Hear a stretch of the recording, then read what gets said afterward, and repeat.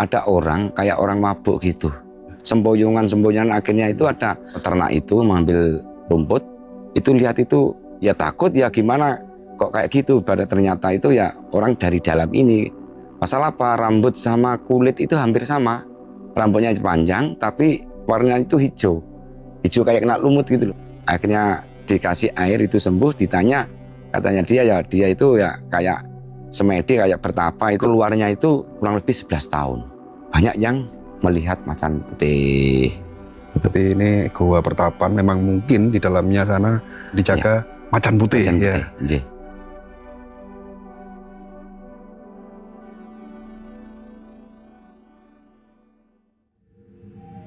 Assalamualaikum warahmatullahi wabarakatuh, teman-teman. Jadi di kesempatan hari ini saya berada di wilayah Trenggalek, Jawa Timur. Ini tepatnya di Pantai Pelang ya. Nah, dan di sini ada beberapa tempat yang mistis yang tentunya kita akan eksplor tuntas. Hari ini ya, kita diantar warga atau pengurus dari pantai ini, pengurus wisata Pantai Pelang, menuju ke sebuah lokasi yang tentunya sangat mistis. Tidak semua pengunjung diperbolehkan masuk ke dalam sana karena ada pantangan yang memang harus ditaati karena faktor keselamatan dan tentunya sangat rawan dan bahaya. Nah, kali ini kita diantar Pak Widodo ya di Pantai Pelang ini untuk mengeksplor tuntas lokasi-lokasi yang sangat bisa dibilang wingit atau angker ya di sini.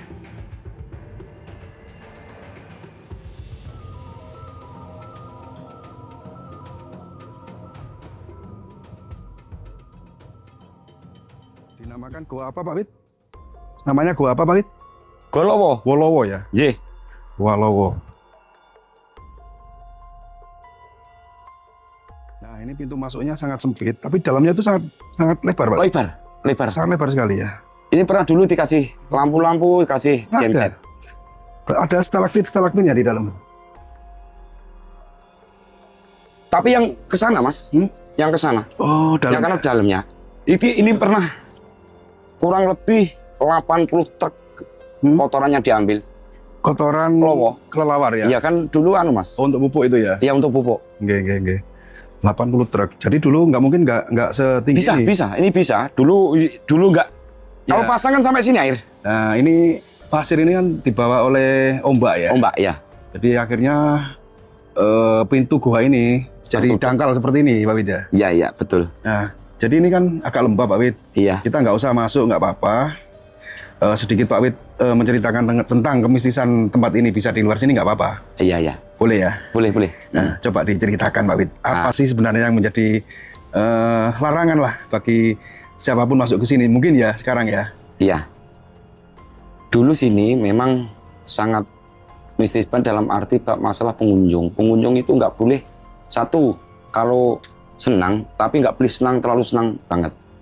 Gembira lah, maksudnya kayak ketawa-tawa, kayak gitu nggak boleh memang. Kalau susah, memang nggak boleh sampai, maksudnya gini, nggak boleh pikiran kosong kalau masuk sini.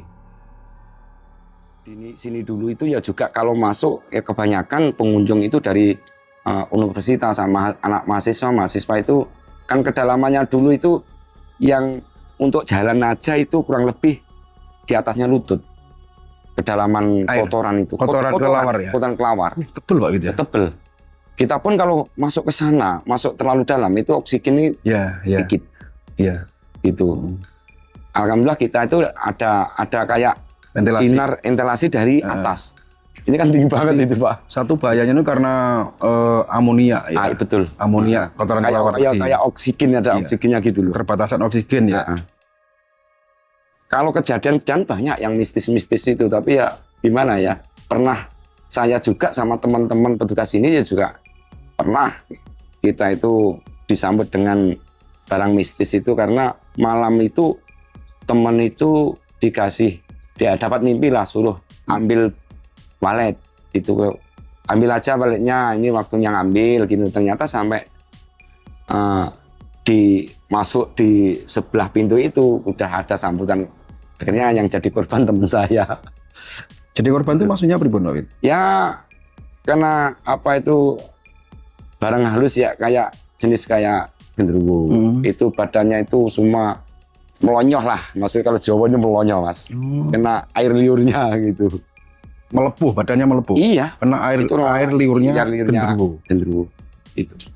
Memang wujud genderuwo itu ada memang di sini. Pernah menampakkan diri terlihat oleh? Kalau menampakkan diri enggak, kalau mata yang lihat itu. Mata? Sama kayak hujan cas gitu loh. Itu nyembur gitu ya? Iya, kayak angin lewat tapi kok basah gitu loh. Itu yang kena teman saya, kita kan loncat. Saya, Pak Hari, Pak Jakno itu loncat. Gitu. Nah teman saya itu kan di tengah-tengah nggak tahu. Kalau kelihatannya kayak kabut, gitu kan, kita kan bawa lampu pompa itu loh. Oh, Petromak. Petromak 2 itu. Sekarang pun di dalam masih ada kayak kita mata untuk pengambilan walet itu ada kayak pring-pring gitu. Iya. Tangga-tangganya itu ya? Tangga-tangganya itu. Sampai sekarang belum kita ambil. Semenjak kejadian itu nggak ada yang berani masuk? Nggak ada yang berani. Nggak ada yang berani. Dan pernah nggak ada orang yang pernah sampai mentok masuk sampai ujung gua ini? Ada. Itu teman dari mahasiswa UB itu sampai mentok lah, sampai itu kotorannya campur air itu sampai seleher. Itu kehabisan apa itu minyak lagi. Itu minyak tanah itu loh. Saking dalamnya Pak. Iya. Nah, ini Gua Lowo, teman-teman. Jadi kita tidak usah masuk ke sana karena ini juga lumpur ya, lembab. Jadi itulah tadi kisah mistis yang diceritakan atau disampaikan oleh Pak Widodo ya. Yang kalaupun kita maksa masuk ke dalam pasti nanti ada resiko gitu Pak. Iya betul.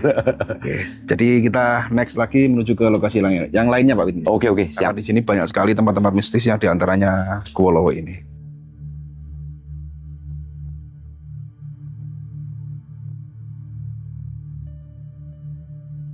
Nah teman-teman, masih di wilayah Pantai Pelang dan masih bersama Pak Widodo ya, selaku pengurus dari Pantai Pelang ini. Pak Widodo, di sebelah sana itu ada gua Pak, namanya gua apa itu Pak? Gua Pawon. Gua Pawon. Iya. Boleh kita agak mendekat ke sana Pak? Jadi Gua Pawon ini ada cerita mistisnya yang Pak Widodo sendiri mengetahui ya tentunya. Ada sejarah yang sangat unik yang akan disampaikan. Iya. Ini digenangi air ya Pak Wid ya? Iya, betul. Dari dulu memang seperti ini? Iya betul. Sebelum batu jatuh itu kecil lah airnya. Tapi kita bisa lihat itu kayak gua. Tapi karena sering banjir, kena lumpur, akhirnya tertutup dengan adanya batu jatuh itu. Dengan lumpur-lumpur lah dari hutan. Jadi tebingnya itu sempat jatuh ya Pak Wid? Ya jatuh ini. Oke Pak, coba ke sana. Nah, jadi ini dulu mungkin nggak sedalam ini airnya. Jadi terhambat apa ya? Mungkin lubang guanya di sebelah mana? Ini Pak. Nah ini ya. Iya. Nah ini ya. Dinamakan Gua Pawon. Kalau ada saudara yang mau jadi angkatan, kayak TNI, kayak polisi, apa kayak jenis di Akpol, di apa itu sekarang namanya yang jurusan camat itu pasti ke sini. Lepas itu kan ke sini nanti kan dulu ada juru kuncinya. Pas itu udah meninggal, ya ada yang menuntun ke sini itu ada. Apalagi kalau ada seandainya di pantai ini ada musibah kurang 1 minggu itu sudah ada tanda-tanda yang dikasih mimpi lewat kayak petugas pelang, kayak anak-anak dari juru kunci, itu pasti. Pokoknya itu 99% pasti ada kejadian yang aneh Pak, waktu setelah ada mimpi itu, dikasih mimpi itu. Ada petunjuk dari yang baru ke sini lah. Yang baru ke sini. Dan di samping itu juga ada orang mencari apa namanya keberuntungan juga ya. Ya keberuntungan kayak dulu SDSP itu ya. Ya SDSP sekarang pun maksudnya itu tetap ada, tapi kan nggak tahu lah yang pokoknya kan banyak tadi kan ya, dupa-dupa kan dupa gitu. Itu ya. Jadi sampai sekarang pun sebagian orang juga meyakini bahwa tempat ini masih bisa memberi keberkahan dengan apa ya namanya, berdoa di sinilah intinya gitu ya Pak Wid ya. Iya, pasal gini Bang. Seandainya ini tuh kayak maksudnya ada event-event ya, kalau event-event, kalau enggak maksudnya kalau dikasih saran sama masyarakat, lingkungan sama petugas pelang itu pernah terjadi, itu banyak surupan kayak anak-anak pramuka, nggak boleh bakar-bakar dekat sini, akhirnya bakar-bakar, itu sampai petugas itu susah, ada yang mau bunuh diri, ada yang mau terjun ke laut, ada yang lari, ada yang susah itu. Selepas itu kita kasih saran gini-gini, dilaksanakan, alhamdulillah sudah sembuh. Ya belum lama ini ada sound audio brewok itu kan menghadap ke sini. Kan nggak masuk akal kalau menghadap ke sini. Pasal ini pun kan tantangan, nggak bisa, nggak boleh lah maksudnya itu. Lepas itu dari pihak kepolisian sama pihak Koramil, itu kita kasih saran, alhamdulillah jam 8 malam kita bongkar, kita hadapkan ke darat. Seandainya dilanggar pasti ada kejadian yang tidak diinginkan gitu. Pasti iya, kita nggak terima, dari masyarakat pun nggak terima. Pasal apa? Dampaknya di lingkungan. Dampaknya dengan adanya kayak gitu berarti kan gimana ya? Pasti ada nanti musibah-musibah yang kayak dulu. Iya, karena warga setempat termasuk pengurus seperti jenengan ini kan pasti lebih tahu. Iya. Pantangan yang harus dilakukan salah satunya betul. Tidak boleh menghadap ke Gua Pawon ini. Gua Pawon, iya. Ya karena mereka nggak tahu Pak Widya. Iya. Ini aja batu ini. Iya. Disebarkan siapa yang mau, diborong berapa, oke lah, tapi nggak ada yang berani. Oh, pernah disayembarakan? Iya pernah, mulai dari kota sampai pelosok yang maksudnya ahli-ahli belah batu itu nggak ada yang berani. Nggak ada yang berani ya? Nggak ada yang berani. Bego pun banyak teman-teman aku nggak berani mas kalau di situ. Gitu. Kan teman kita kan ada yang punya bego ya juga penghancur kayak gini kan.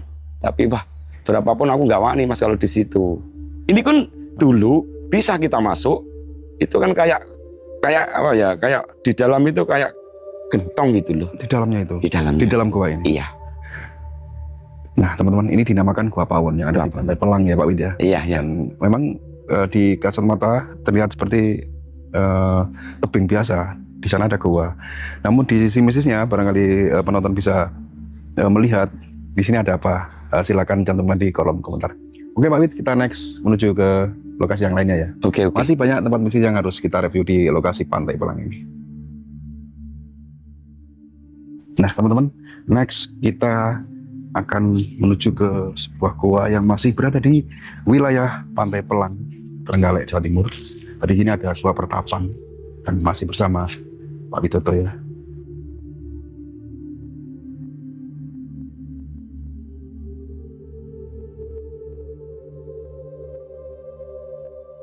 Yang tentunya gua ini juga tidak kalah mistisnya dengan gua yang ada di lokasi pantai ini. Oke Pak Witoto, hari ini kita akan explore masuk ke Gua Pertapan ya.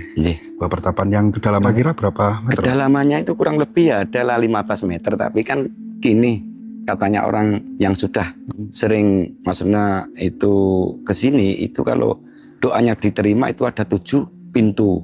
Mana yang dituju, yang dimaksud dia ke sini tujuannya apa, itu pintunya itu sendiri-sendiri. Tapi tinggal pilih mana yang Anda pilih, itu ada 7 pintu. Gitu. 7 pintu gaib tentunya. Ya betul. Tergantung tujuan dari orang yang punya hajat ke sini. Gitu. Oke, kita langsung next explore masuk ke dalam Abi. Jadi ini agak ruangannya agak longgar daripada tadi ya. Iya. Gua apa namanya? Gua Lowo. Gua Lowo.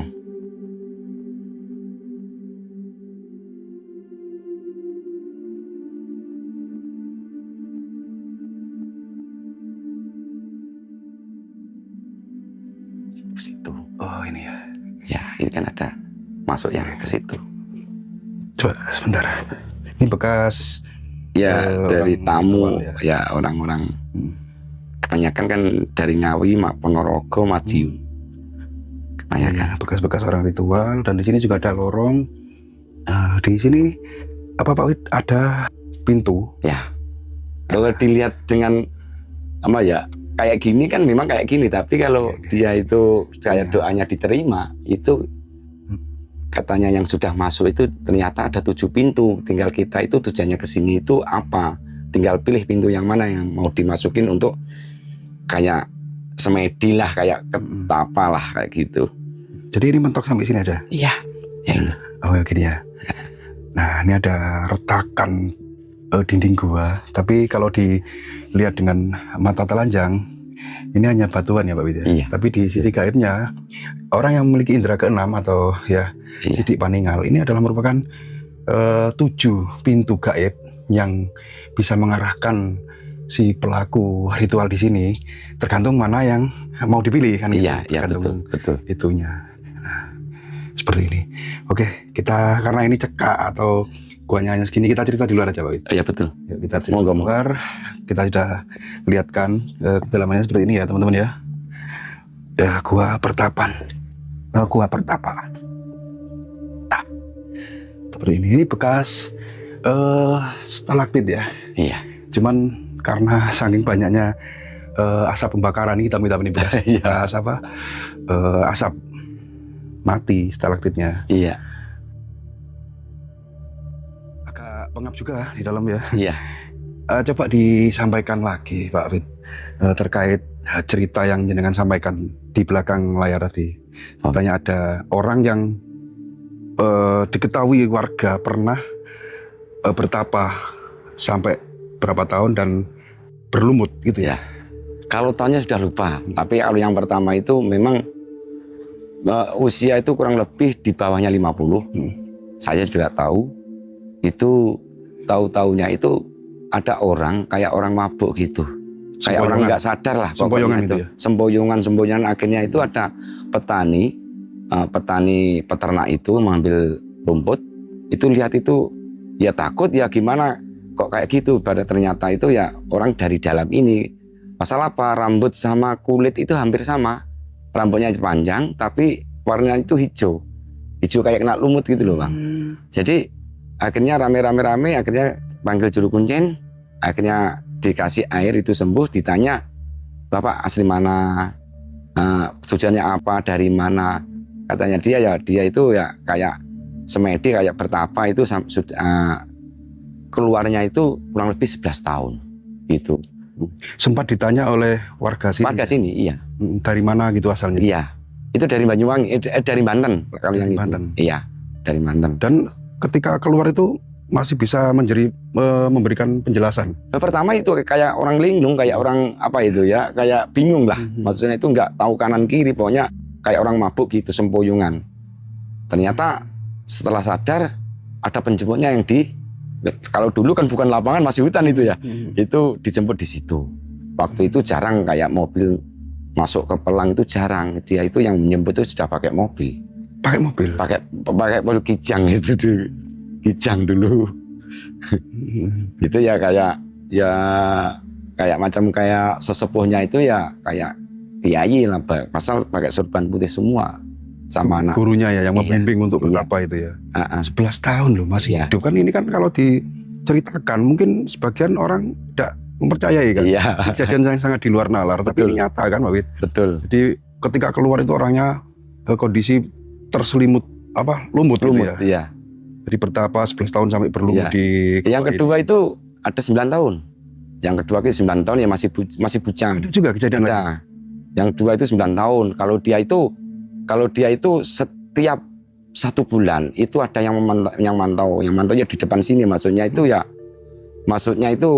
yang ngobrol-ngobrol kalau sama petugas kan biasa besut apa anak yang di dalam, oh gitu ya. Tapi waktu keluarnya itu nggak tahu. Lah yang ketiga itu tahu, kita sering komunikasi malah. Yang ketiga itu 9 bulan tapi belum selesai, tapi dia tuh target 2 tahun. Tapi anaknya itu kan kayak punya kelainan kulit. Itu memang anak orang kaya. Dia sudah pernah ke Jakarta, Singapura, dia nggak sembuh-sembuh. Ternyata itu semuanya di sini. Alhamdulillah itu keluarnya itu ya mulai 4 bulan itu udah bersih semua badannya itu. Masalah apa? Keluarnya dia itu sholat. Ya sholat. Nggak makan. Di dalam sini sholat? Nggak, di musola. Oh di musola? Iya di sebelah situ. Berarti sempat ketika ritual masuk dan keluar sholat? Keluar sholat, hanya keluar sholat dia itu. Tapi dia itu nggak ke dalam. Kelihatannya di batu, di atasnya batu tadi. Misal dulu itu ada kan kayak putih di situ itu waktu masih kurang lebih di bawahnya 25 lah. Kalau yang ketiga itu masih muda ya? Ya masih muda ganteng dia itu. Ibunya masih muda, bapaknya masih muda, saudaranya itu memang nggak tahu dari orang tua apa keperguruan apa gitu, disuruh sini pak gitu. Dengan kondisi badannya ketika masuk itu masih itu kayak kulit kelupas, kayak kadas gudik, kayak semua. Sampai kepala, sampai kaki, pokoknya itu kayak kadas gitu loh, melupas lah pokoknya. Tapi alhamdulillah 4 bulan itu sudah Udah bersih. Ketika keluar 4 bulan ini sudah nggak ada bekasnya sama sekali? Nggak ada. Tapi 9 bulan Mas, waktu dia kan jatahnya, dia 2 tahun kan. Tapi 4 bulan itu kan sering keluar sholat itu, 4 bulan itu kan mandinya kan di laut. Oh, mandi di laut ya? Mandinya di laut, mandinya. Tapi tidurnya tirakatnya di sini. Kalau sholatnya di situ. Ya itu. Ke warung itu ya hanya, warung belum ada ini. Itu. Warung itu ya hanya kayak pesen, kayak itu, kayak teman diajak. Tapi dia pesen itu nggak minum, nggak makan. Tapi dibayar gitu, masuk lagi. Tapi beliau itu berpuasa ya? Iya, berpuasa itu.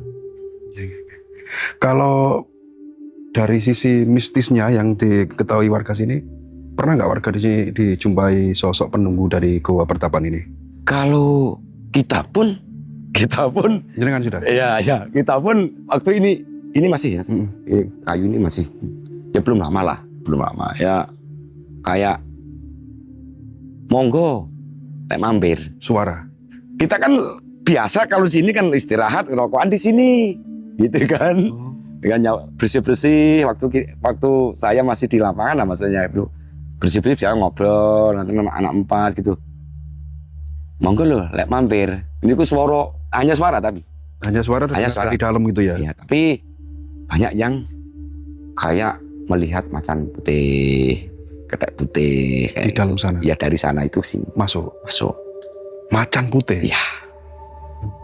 Kalau macan kecil memang ada di sini. Ada ya? Tapi kayak macan putih, ketek putih kan nggak mungkin gitu kan. Ya? Nggak ada. Tapi orang sini yang tahu ya biasa? Ya biasa. Dari jambu-jambu itu. Jalan ke sini. Masuk sini. Seperti ini Goa Pertapan, memang mungkin di dalamnya sana dulu ya leluhur pernah bertapa di sini dan dijaga macan putih. Ya.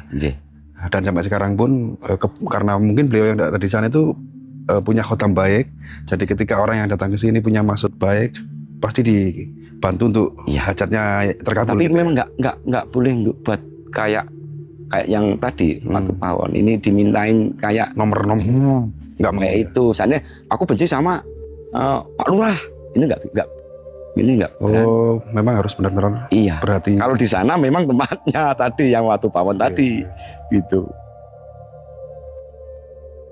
Teman, jadi ini yang dinamakan Goa Pertapan, yang mungkin bisa dinilai sendiri seperti apa dari sisi mata batin panjenengan yang bisa melihat.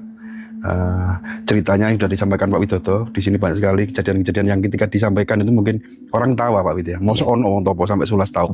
Kalau muten bisa. Lagi nih. Tapi kan orang kampung yang saksinya kan orang kampung banyak. Semua itu petani-petani yang dari hutan itu kan 3:30 keluarnya. Nah, itu kalau di era sekarang mungkin sudah viral, banyak punya HP. Iya, kalau sekarang sudah viral. Kalau dulu kan belum ada. Belum ada, masih HP botol mau toilet itu aja jarang yang punya. Itu. Terus nggak ada, tower aja berapa tahun itu ada tower itu, Telkom itu. Inilah yang di Trans 7. Oh, Trans 7. Pernah ke sini untuk mengincar gua ini, tapi nggak jadi. Gampang itu, krunya itu semua udah di pucuk Mas, tahu-taunya. Di pohon apa ini Pak? Keben. Jadi acara belum mulai itu, kru itu sudah hilang, udah di itu. Banyak orang kampung semua tahu. Itu malam hari? Malam hari, jam 8. Jadi waktu survei mau mengadakan syuting, itu pasti kan ada tim untuk survei lokasi. Itu dari tim survei itu tiba-tiba mereka sudah berada di atas semua sana. Iya. Itu kayak anak kru-krunya. Ya jadi monyet semua wis. Monyet semua. Kayak gitu. Terus akhirnya orang sini yang maksudnya yang netralkan orang sini. Dan nggak jadi syuting. Nggak berani, nggak jadi. Jadi semuanya naik ke sana namanya. Itu yang paling besar kan ini. 2 ini ya. Pokoknya semua itu ya Allah. Semua krunya sudah terlibat di sana, di atas sana. Jadi monyet putih itu ya. Lucu itu waktu itu. Luar biasa loh ini. Jadi masih banyak tempat-tempat yang akan kita kunjungi Pak Wid. Ya. Untuk tayangan video kali ini saya akhiri sampai di sini dulu. Jadi inilah kemistisan sebuah lokasi yang berada di Pantai Pelang, yang pantainya sangat indah sekali. Namun di sisi lainnya memiliki cerita mistis yang boleh percaya, boleh tidak, karena kita hidup berdampingan dengan mereka. Betul. Ya, jadi mohon maaf apabila ada kesalahan, baik itu dalam narasi yang kami sampaikan maupun tayangan dalam video kali ini, karena kami sebagai manusia biasa tentunya tidak luput dari salah, hilaf maupun lupa. Saya akhiri, billahi taufiq wal hidayah.